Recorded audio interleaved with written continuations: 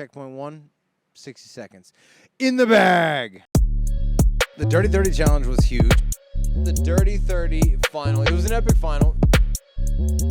So, the Dirty 30 challenge was huge because one, it's 30, right? And we had built this up so much, being there and just being selected for that cast. We knew that something huge was going to happen. This was the first time we gave away $1 million. So everyone was like, yo, this is massive. So, of course, the final had to be just as massive. So we start this damn thing with a skydive. It's got to be huge because it's Dirty 30. Why not? I was stoked when it was a skydive, right? So I'm stoked because it's easy. There's nothing to fail here, right? Like, I trust in them completely. I trust in their safety and the teams and that they have picked the right people to jump out of a plane, right? And I was wrong. What's funny about this and what they never showed was, like, you know, we're like meeting our people, that our tandem people that we're gonna jump with, and I tell my guy, I go, yo, I want all the flips, all the spins. Mind you, you've got people crying all over the place, right? Like, people are crying, they're worried about the whole thing. I tell my guy, I go, I want all the flips, all the spins. I am into this. Little fact, we landed at 6,000 feet. Therefore, we jumped from 18,000 feet, right? So we're already, it's cold as hell. We jump out, it's cold.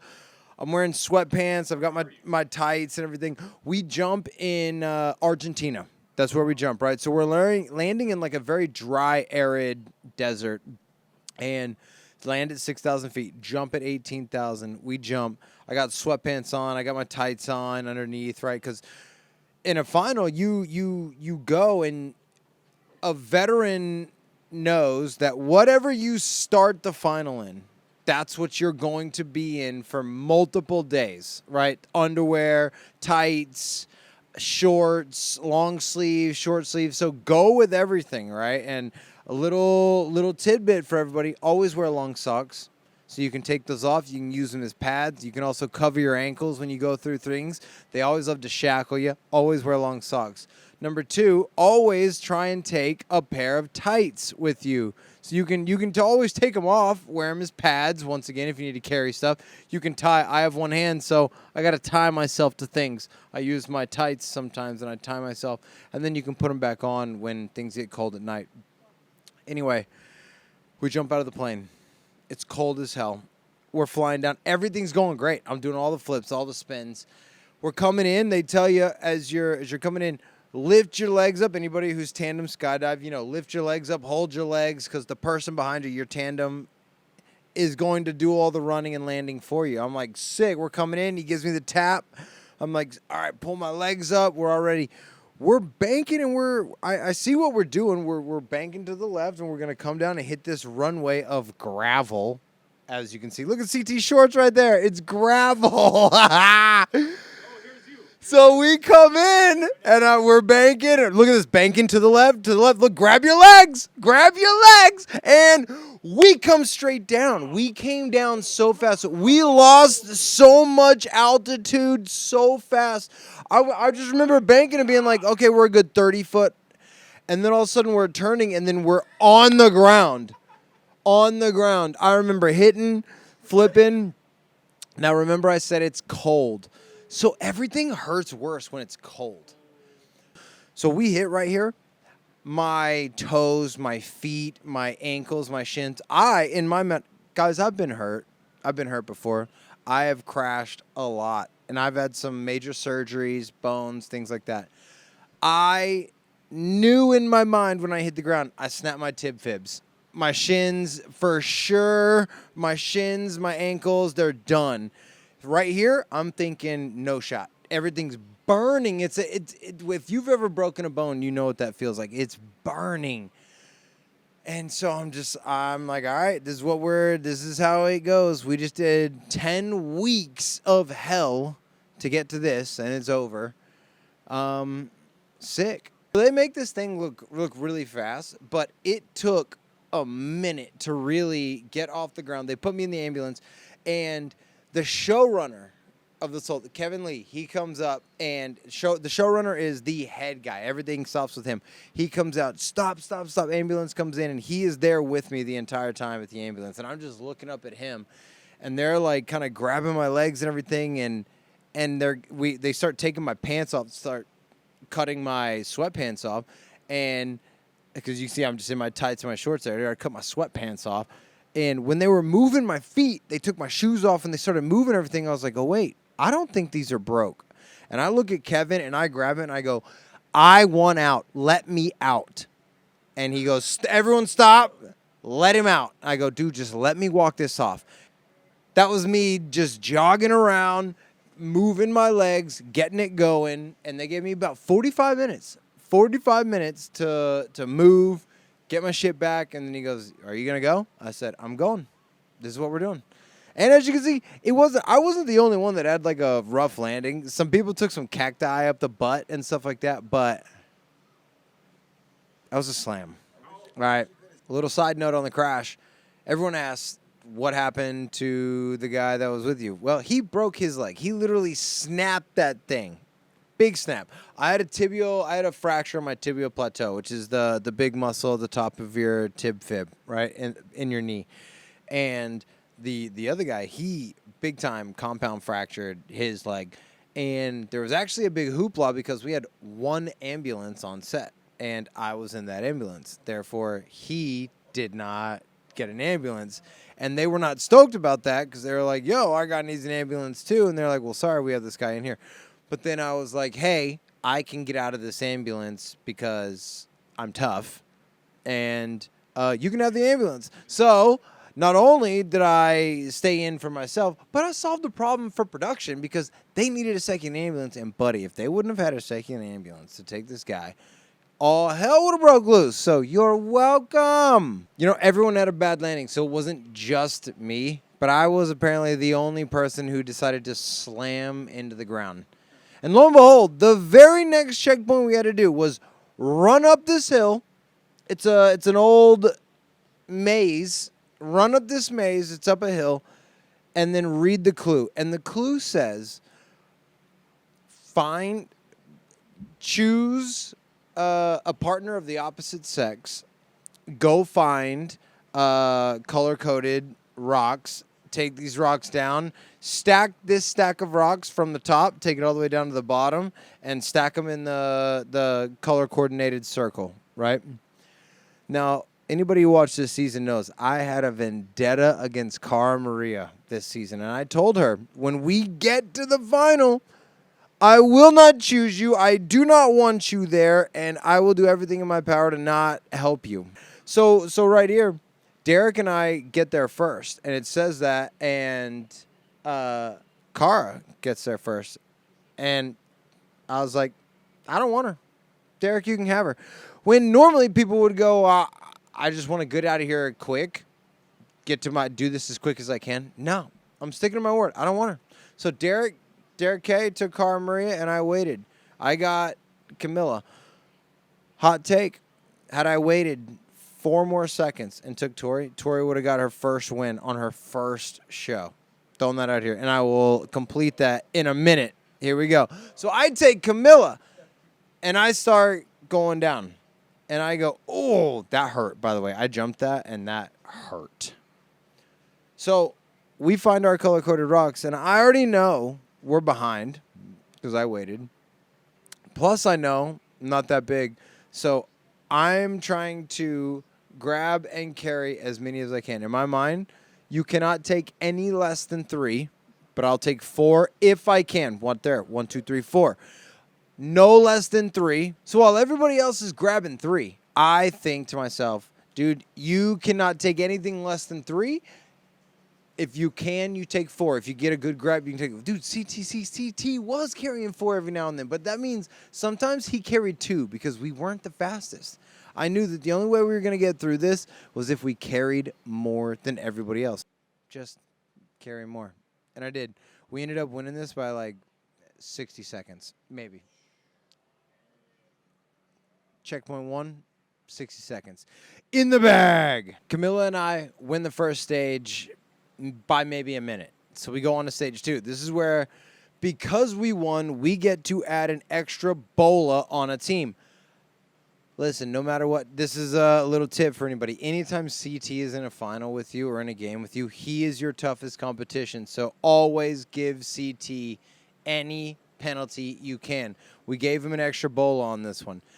For this one, we had to throw the bola. If you missed, you had to take a shot of fermented milk with moldy cheese. There's chunks of moldy cheese, and these are tall shots. You see that? There's a spicy layer on top. It's fermented goat's milk. Oh no, llama milk. It's fermented llama's milk. It is gnarly. I hit this thing in like 4 throws, okay?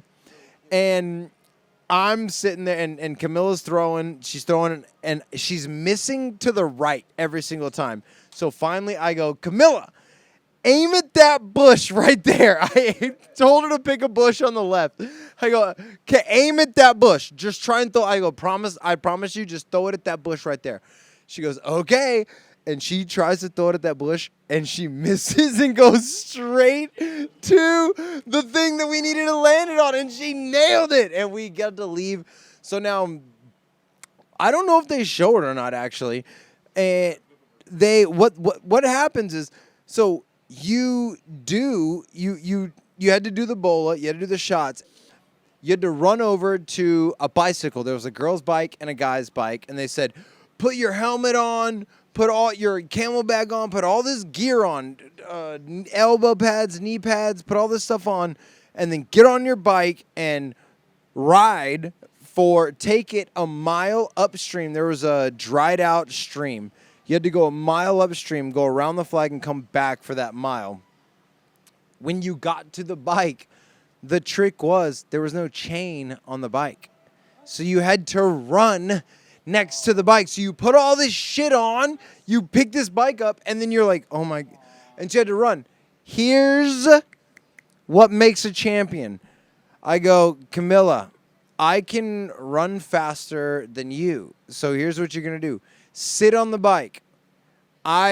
With one arm, I pushed Camilla. I literally put my hand on her butt and just pushed Camilla like she was on a scooter. And I just held the handlebars of my other bike. So we're going at my run pace. I run a mile up, which is probably 7 or 8 minutes, right? We run a mile up. Now we're slightly downhill coming back down the river. So she's already on the bike, and I just shoving her, and she's taking off. And she actually knew how to ride a bike enough that she could maneuver through the rocks. And I would just jump on my bike, literally just jump on the pedal with one foot and literally use it as a scooter. I'd catch up to her, sprint with her for a second, push her out there, and then scooter on my bike. We probably put 20 minutes on second place doing that. 20 minutes on second place. So that right there. So when I said earlier, if I would have chose Tori at the beginning, whatever girl I chose in the beginning, because we won number 2, and so because we did checkpoint 1 together, you have to stay together for checkpoint 2. Because we won checkpoint 2 so massively, you could have fucked off for the rest of the checkpoints. Camilla could have, which she actually did win, but Camilla could have lost, just stayed close, and she had a 21-point lead on second place. It's a pretty good cushion. That's all I'm saying. Right here, this was the only time that I didn't win a checkpoint. Camilla and CT, boop, they get that, which go for, like, Camilla's no slouch. Camilla right there was the workhorse. CT was the brains of that puzzle. So no surprise that they get that done. We call a check. We get ours done. Nailed it. We were a minute behind them. I don't even think that much. I actually think that we called check at the same time, and they checked them and then checked us. So there's probably 30 seconds right there. So I've still got a good 20-minute lead. We're going to call it a 20-minute lead right here going into checkpoint 3. So I'm feeling super good. Checkpoint 4 was probably one of the coolest checkpoints that we did. Dude, thank you so much. Got to get another twisted. So we get to checkpoint 4. We've run a shit ton. Now you got to stop down time. You got to put your harness on. And then we got these climbers that will go up, but they will not go down. If you start going down, they will lock, right? So we all started even. You go, and we do this thing. It was sick. Also, these dogs, they came with us the whole way. We literally, I would have one. I go, show me the way. Where you going? Where you going? And I'd watch him, and he'd kind of go this way. And I'd go, okay, we're going that way. Let's see what happens. Because you can see, it's not rock. It's dirt. It's just really hard-packed dirt, which made it super, super tough to climb. No, the dogs were not the dogs were not part of the production at all. They were these like mountain dogs that just started running with us. They started coming with us, and when we thought for sure, oh, well, this is where we lose them. We start going up this, came the whole way with us. It was so cool. That was the coolest part of the challenge for me, was having the dogs climb this wall with us. Once we climb up to the top of this wall that I thought would not end. It was a lot taller. They didn't show enough. I told you, look at the dogs coming with me. Anyway, they give a clue. They say, pay attention. Pay attention. So as we're running, we do about a mile run in between the top of that wall, top of that dirt wall, run down the ridge about a mile, mile and a half, and on the way, there's this random totem pole out in the middle of the Argentinian desert, and I'm like, we should definitely know what that is for. So I look at that thing, I memorize it, carry my box, because obviously the thing was, it had my emblem that was on my box, it had it on it. So I'm like, okay, remember the other four, whatever it was, on there. The other 4 emblems on there. Build it. It was not that tough. Build this thing. Look, Derek looking at me. Ching, ching, ching, ching, ching, ching. Derek looking at me. Look at him, you dork. Look at this. Look, I knocked it over. You know what I didn't expect? The CT told me this afterwards. My boxes are still in order. Look at them. They're still in order on the ground, and Derek's are too. So CT gets there, and he literally just looked at them. He knew that we just knocked them over, so he told me that later. So we are always looking for advantages. Yeah. It's all the same. These are all the same because you had to replicate the one totem that you passed. We all passed the same totem, which they do this sometimes in finals. So sometimes you have to be smart enough to know, is there someone close enough to me to matter? And do I like them or not? And do I want them to see the key to the puzzle? And that's what this was. CT was smart enough to look on the ground and see how the heck this thing was done. Really, at the end of the totem pole, it doesn't matter because I've still got a 20-minute lead. And in my mind, I have just ran faster than anybody else that mile and a half to get to the checkpoint. So that's where we are, right? So then next checkpoint we get to, I get to choose. Who do you want for your partner? I choose Tori. I know. Hey. We all make mistakes, okay? We had to get there. So what we had to do was go into this tent, smoke bombs on smoke bombs, and then you had to feel, it was basically Braille.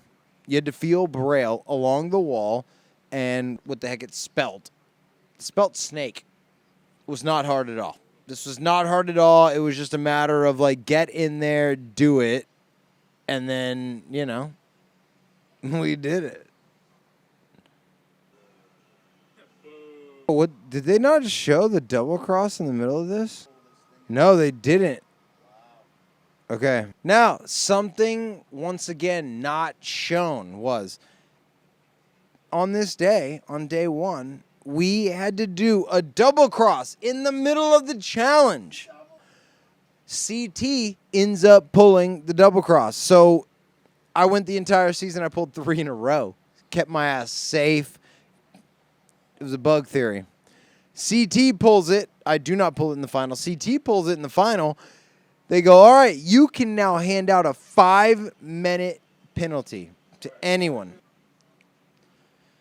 So in my mind, I've been rounding down to 20. I'm now down to 15. However, we show up to camp, and TJ goes, all right, Jordan, you're the winner of the guys for the day, so you need to choose someone that will not get to sleep in the tent. Sick. sick. Here's the thing. I do like CT. I like him, you know, and we've been through a lot of shit, but there's a lot of respect there. So in my mind, I go, you know what? I am going to let CT sleep here. And I think that for day 2, the guy that's going to have the most power still is going to be Derek. So Derek's going to get a bad night's sleep. CT is already having a rough go, so I'm going to put time on him. We're going to make Derek suffer through the night. And that was how I got to my decision of let CT sleep. Derek's going to sit. Tori did the same thing. Tori looked at the 2, and Camilla was smoking Cara. So Tori goes, yeah, I'm going to put Camilla out. That's why Camilla got put out on the rocks and not in the tent. Day 2 comes, and we're ready to go. I'm like, come on. The thing about day 2 is when it comes, you don't know if it's actually the end. They don't tell you. That's the thing about a final. They don't tell you from the jump, hey, it's going to be this amount of time, so prepare for this. They don't tell you any of that. They just literally say, yep, you're going to start, and you have to do the best you can. They don't give you any food. They don't give you electrolytes. They give you nothing. So you have to try and survive. Now, right here, I told you earlier, we landed out of that plane at 6,000 feet. Right now, we are walking on to salt flats at 12,000 feet of elevation. So there is no oxygen. So anybody who thought they could keep up, or even me who thought I could actually run, it's about to get real tough. The thing about an overnight challenge is you don't know what's to come. They don't tell you anything. They don't tell you how long the final is. They don't tell you when you're going to eat. They don't tell you when you're going to compete. So after the overnight, we get to this thing, and I'm like, oh, my God, it's not physical. That's not bad. I'm cool with this. This is sick. When we do stunty stuff, I'm like, this is great because it's not going to drain me physically, and this did not. You had to just run. This was essentially, oh my God, guys, they cut out another segment that was entirely cut out of this. Was we did a go-kart race. Literally, Mario Kart go-kart race. We're all on go-karts. We got on these go-karts and we did a race around a little track drag strip that they had on the salt flats. And then we got to this, right? I don't know. Maybe they cut out the go-kart race because we're all starting on the same plane here, right? So they're going to ripcord all of our sleds. And then it's essentially whenever you get up and start running is whenever. So you can ride it as long as you want. You can try and get up a little sooner. People try and do it and they fall. And then it's a sprint. This was a mile-long sprint. They put us all in the same ripcord. They cut it. And then once that flame hit, you're just taking off. You're running. It's a sprint race. We finished this race, right? We finished this final. And when you start a final, the only thing you want to hear is TJ say, it's over. You're done. And we get to the end of this final. Look at us. We're taking off. We're running. Because we all think we're done. We get to the end, and we're expecting TJ to go, you're done. There's no TJ.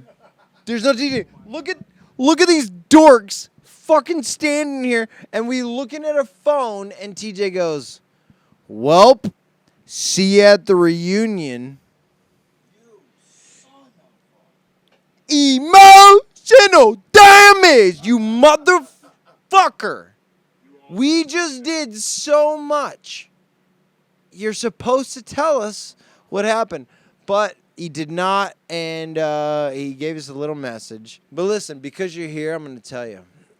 We had to wait for months and months until we filmed the reunion to do another double cross.